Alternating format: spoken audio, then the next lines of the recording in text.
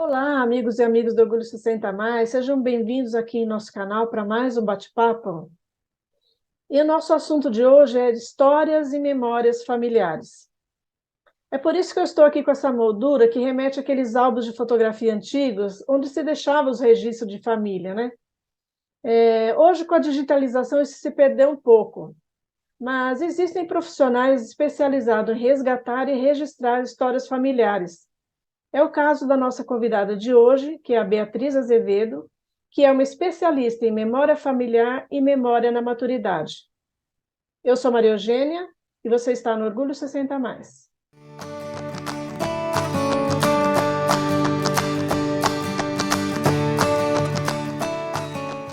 Seja bem-vinda, Beatriz. Tudo bem?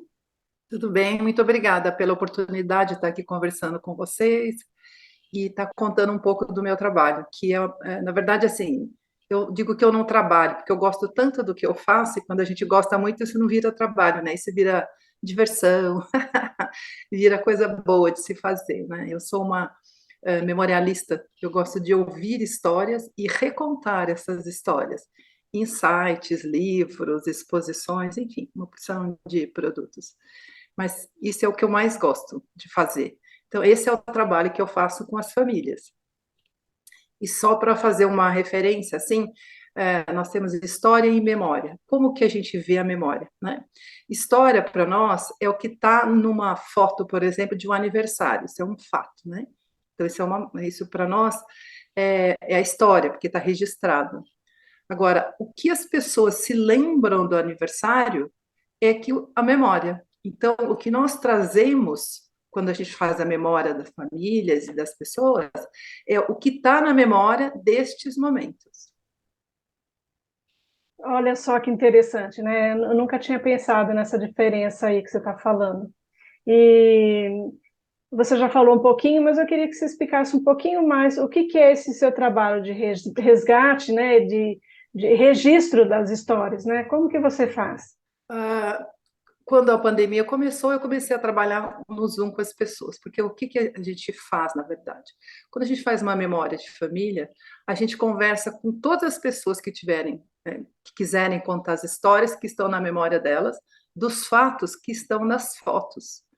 Não só fotos, né? Tem famílias que têm documentos, tem famílias que têm aquele pagão, né? Que era de batizado e às vezes trocou a renda muitas vezes. Então tem toda uma história que vem junto com alguns objetos. E nós colocamos isso, então, como eu disse, em alguns lugares, site, livros, etc. Quando os jovens veem essas coisas, vamos dizer assim, esses objetos, eles ficam sabendo das histórias, eles falam assim, nossa, por isso que minha tia guardou aquele óculos do meu avô desde 1900 e bolinha, né? Porque para os jovens é bastante difícil deles entenderem por que fazer memória de família? Ficar escutando história de gente velha, ficar vendo foto antiga. O que eu digo para os jovens é assim: você tira selfie e o que você faz com as suas fotos? Você guarda todas na nuvem. E fica lá para um dia você ver de novo, para você mostrar para os seus filhos, não é? Assim também os seus antepassados, seus avós e bisavós. Só que a quantidade de fotos era muito menor, porque antigamente você não tinha essa questão de poder tirar foto a cada 5 minutos ou todos os lugares que você fosse. Então, essas histórias que as pessoas vão contar, porque muitas histórias são muito antigas. Então, a memória familiar, então, assim, ela está fortemente ligada à transmissão de valores, né? Que passava de geração para geração nas famílias, quando ela tinha os encontros de família, quando se encontrava em casamentos, em festas, que as pessoas se reuniam mais e conversavam mais. Hoje isso está bem mais difícil. Então, essas histórias estão se perdendo, porque as pessoas mais velhas estão falecendo ou ficando esquecidas, né? Que temos muita gente com problema de memória, aí se perde muita história. E, na verdade, essas histórias são as nossas raízes. São pessoas que vieram antes de nós, que fizeram um caminho e que nos possibilitaram estar onde nós estamos hoje. Então, temos que resgatar essas histórias. O resgate é feito com as pessoas. Cada uma vai contar o que lembra. Por exemplo, de uma foto de aniversário, quem está do lado esquerdo não vai saber o que o pessoal do lado direito conversou. Mas todo mundo está no mesmo evento. Então, as histórias que todo mundo contar vai formar a história do aniversário. Então, essa é a história que vai ser compartilhada com a família. Uma foto, às vezes, que tem, pode ter 4 pessoas. Eu tenho que, às vezes, conversar com 5, 6, porque as pessoas, nem todo mundo lembra o nome. Muita gente só sabe o apelido da pessoa, não lembra o nome dos pais. Então, assim, a gente vai conversando com uma opção de familiares até identificar todo mundo. Porque também é importante que as pessoas estejam identificadas nas fotos. Porque as futuras gerações precisam ver a foto e saber, quem é esse fulano, esse é Beltrano, né? Porque isso é importante. Conhecer a história da nossa família, ou da família de cada um, o que eu tenho visto nesses mais de 20 anos que a gente faz isso, é que dá uma sensação de pertencimento. Nossa, essa é minha família. Eu pertenço a ela e ela me pertence. Em algumas coisas que a gente foi aprendendo, ou vamos dizer assim, validando nesses 20 anos de trabalho, né? Nós fomos criadas com histórias, desde pequenas nós ouvimos histórias, não é? E elas vão ficando na nossa cabeça, na nossa memória. Nós temos a necessidade, uma das grandes necessidades nossas é de pertencer a um grupo. E às vezes a gente nem conhece o nosso grupo, como a gente não conhece o grupo da nossa família. Se você não conhece a sua história, como é que você pode gostar da sua história, gostar dos seus familiares, conhecer as pessoas da sua família? Porque o conhecer te leva a respeitar, né? Por isso que aquele primo só gosta de amarelo, porque aconteceu isso aqui, alguma coisa que marcou, né? Porque as pessoas têm ideias muito diferentes, mesmo que tenham vividos no mesmo momento. Por exemplo, vamos imaginar assim, 3 crianças brincando numa sala, correndo. E aí alguém bate e quebra um vaso. A mãe vem e dá uma bronca imensa. Um chora, o outro fica prestando atenção na mãe e o outro não é nem com ele. Porque essa história vai ser contada assim para o resto da vida. Porque a percepção de cada um é muito individual. Ela é única. Um entendeu que aquele vaso era importante para a mãe, o outro achou que a mãe só estava dando bronca e o outro achou que não era com ele, porque não foi ele que quebrou o vaso. E isso é assim para sempre, né? Então, a gente tem que ter essa percepção de que família tem diversas conexões, vamos dizer assim, diversas histórias para o mesmo momento. E essa história toda é de todo mundo, porque história de família não tem certo, errado, bom ou ruim, tem significado de cada um. E que isso é o mais importante. É verdade, o significado de cada um. E eu acho que em algum momento da vida a gente tem curiosidade de saber dos nossos antepassados, né? Muitas vezes É, pode não ser quando a gente é muito jovem, mas em algum momento a gente tem essa curiosidade. E a gente ouve muito falar, pelo menos eu sempre vi assim algumas pessoas falarem, fazerem a genealogia da família, né? A árvore genealógica. E só que a gente não sabe a história de cada um daqueles personagens que está lá, né? E de isso, repente a gente precisa desse registro para que os nossos descendentes fiquem sabendo, né? Assim exatamente. como a gente gostaria de saber e muitas vezes não sabe quem foram os nossos antepassados, mas esse trabalho que você faz é importante por isso, porque você conversa com as pessoas e cada um vai contar a sua história e do que ela lembra dos seus antepassados, né? Você já falou bastante, mas qual que é o seu propósito assim com esse trabalho? O que você acredita que seja benéfico para as pessoas? Benéfico. Primeiro, eu acho que é a questão da nossa história, né? O brasileiro, em geral, não tem esse cuidado, essa tradição, vamos dizer assim, de conhecer a história, né? A gente não conhece a história de muita coisa do país, da família, da cidade, uma coisa diferente. Se você vai à Europa, as pessoas conhecem a história, né? De muita coisa, inclusive da família. A gente não tem essa tradição aqui. E nós estamos perdendo essa história, né, das nossas famílias. Que os nossos antepassados, na verdade, é que construíram, né, o país até hoje, e construíram o caminho que fizeram até hoje para que a gente esteja aqui. Então, o meu propósito é resgatar a maior quantidade de histórias possíveis e trazer à tona, assim, um highlight em cima dos afetos. Porque todas as famílias têm diferenças, né? Quando eu começo um trabalho assim, quando eu começo a conversar com as pessoas sobre memória familiar, um grupo familiar, vamos chamar assim, eles falam assim: olha, não sei se vai dar, porque minha família todo mundo briga, a gente discute. Eu sempre digo a mesma coisa. A única família que eu já vi até hoje que nunca brigou é a que está na foto, porque não tem som. Porque o resto, as pessoas brigam para se juntar para tirar foto, quando sai, briga porque queria estar naquele lugar ou naquele outro, porque as pessoas são diferentes, não é? Então, quando você começa a ouvir a história, saber da vida do outro, assim, mais detalhes contados às vezes por ele mesmo, você começa a entender um pouco melhor o outro. E esse entender te leva ao respeito. E o respeito com o tempo leva à harmonia, né? Uma convivência harmônica. Essa é a ideia, esse é o meu propósito. Primeiro, como as pessoas te procuram assim para esse trabalho? A maioria delas vem por indicação, porque tem muito esse receio, né? Eu vou contar a história, né? Vou contar que aquele meu primo brigou, ou com aquela outra questão, né? Todas, como diz, todas as famílias têm desavenças.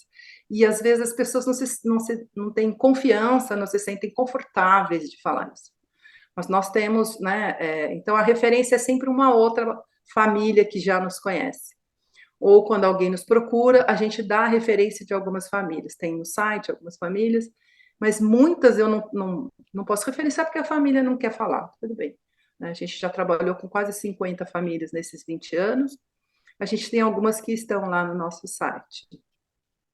E agora eu tenho feito uma divulgação maior para essa questão da memória na maturidade.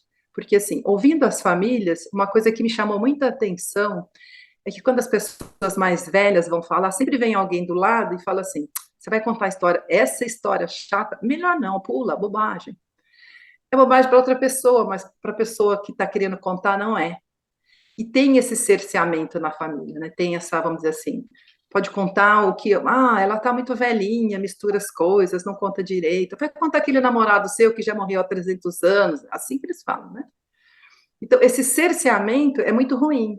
Então, quando eu faço a memória na maturidade com a pessoa, né, que é a mais velha, ela pode contar o que ela quiser, o espaço é dela, ela conta a história que ela quiser. Depois a gente forma uma apresentação e aí ela mostra para a família só as partes que ela acha conveniente que a família veja. Mas isso faz muito bem para a pessoa poder contar aquele lencinho que ela guardou muitos anos e que a família quer jogar fora, porque para ela é importante, né? Tem umas histórias muito, muito bacanas. Eu imagino que deve ser bem emocionante mesmo fazer toda essa trajetória, né, com a pessoa, ela lembrar das coisas. É. E, assim, toda essa sua experiência, qual o maior desafio, assim, que você pode dizer para fazer esse trabalho? O que é mais difícil nisso tudo? Sempre tem pessoas mais difíceis de convencer da importância da história da família. Tem coisas que são assim, para a gente não é nada, mas para a pessoa é muita coisa, né? Tive uma cliente que ela tinha feito uma cirurgia no nariz e ela nunca tinha contado para ninguém e tinha uma foto dela de infância que ia aparecer e ela não queria. O projeto ficou parado 6 meses até ela se convencer que aquela foto, ela ia ter que contar para todo mundo, não tinha jeito. Então, são coisas tão pequenininhas, né? Assim, não dá para elencar que cada família é uma. Sempre tem algumas pessoas que, às vezes, começam a contar a história e falam assim, eu não quero mais. Aí você tem que esperar e conversar e convencer. O maior trabalho é você convencer a maioria das pessoas que é importante ter. Em geral, a gente começa com alguns e depois os outros vão vindo, assim, vão agregando. Nossa, que legal. É isso, que bom, né? Aí também quero. Porque no primeiro momento as pessoas têm essa resistência. É normal, eu acho, né? Pela falta de costume, de tradição, de se contar histórias de família. Porque muitas vezes as pessoas que se interessam e até te contratam para esse serviço, elas estão disponíveis a fazer, a contar as histórias e a expor, né? Se expor, mas até convencer todo mundo da família a fazer isso nem sempre é fácil, né? Só uma questão que eu queria complementar. O site da família, ele tem uma senha, então só a família acessa. Mesmo assim, tem essa resistência. O livro, em geral, a gente faz para a família. Tem família que não, que faz, que quer distribuir, que quer contar. Então, assim, cada família decide entre eles o que vai ser e como vai ser. Para quem vai, né, deixar ter acesso ao material que foi feito ou não, né? E, bom, você teria alguma curiosidade, alguma coisa? Você já citou uma aí de uma pessoa que não queria contar que fez plástica no nariz, mas você tem alguma outra curiosidade que você se lembra que aconteceu? Algum fato que marcou assim para você? Uma coisa que é muito emocionante, assim, quando a gente termina um trabalho de memória, né, quando a gente faz um site, a gente faz uma apresentação para a família. Eu nunca, para todas as famílias, é sempre muito emocionante, sempre tem muito choro, sempre tem muita emoção, porque as pessoas parecem que acordam, falam, nossa, essa família é a minha família, né? Ela tem, eu tenho expectativas com relação a ela e ela com relação a mim. Nossa, aquele primo, e é muito comum, né? Às vezes assim, nossa, minha tátara, o que que é essa daí? Minha tátara, onde? Enfim. Aí, na hora que a pessoa vai ver, fala assim: ah, por isso que eu não gosto de estudar, aquele meu tio também não gostava. Começa a aparecer as afinidades, né? E isso eu acho que é a melhor coisa que tem. É muito bom. As pessoas se identificam, né? Se reconhecem Sim, no antepassado. Muito é muito bacana isso. bacana. Bom, Beatriz, eu sei que você teria bastante coisa para falar, mas o principal seria esse. Eu tinha curiosidade de saber como é esse trabalho. E se você quiser acrescentar mais alguma coisa aí para a gente encerrar o nosso bate-papo, fica à vontade. Tá bom, eu agradeço muitíssimo a oportunidade, é muito bom poder conversar e compartilhar, né? E, vamos dizer assim, esparramar essa ideia da importância das histórias de família, né? Porque a história de cada um é que vai formar a história da família, né? Eu só queria lembrar que história de família não tem boa nem ruim, tem significado, né? E aí você começa a entender a sua história, né? De onde eu vim. Na verdade, a questão maior da memória familiar é que ela responde, né, a essa questão de onde viemos. E isso é uma coisa muito bacana. E fico à disposição. Tá ótimo. Eu vou deixar aqui na descrição do vídeo os seus contatos. Quem quiser é, fazer essa busca de memória de família, né, de contar a sua história, eu acho que é importante e vale a pena. É Então, verdade. muito obrigada, Beatriz. Posso Você fala, acrescentar só mais uma coisinha, assim, claro. que alguém não me, mesmo que alguém não me procure, que assim, o que eu falo sempre, assim, conversa com as pessoas mais velhas e grave as histórias que ela conta. Um dia alguém vai juntar tudo e vai formar a história da sua família. Pode não ser nesse momento, mas pode ser depois. Pelo menos você não perde muita coisa. Muito interessante. Fica registrado de alguma maneira, né? Sim, Tá ótimo. Parabéns por esse seu trabalho. Mais uma vez, obrigada. obrigada pela sua disposição aqui em vir conversar comigo. E quem sabe uma outra oportunidade a gente conversa novamente sobre outros assuntos. Tá bom? Estamos à disposição. Tá bom. Obrigada. Um abraço. Eu que agradeço. Outra. Tchau, tchau. Obrigada. Tchau.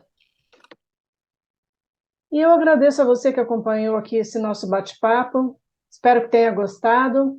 Convido mais uma vez que se inscreva aqui no canal, deixe o seu like, algum comentário, que isso ajuda a gente a ter mais visibilidade. Tá bom? Muito obrigada e até uma próxima. Tchau, tchau.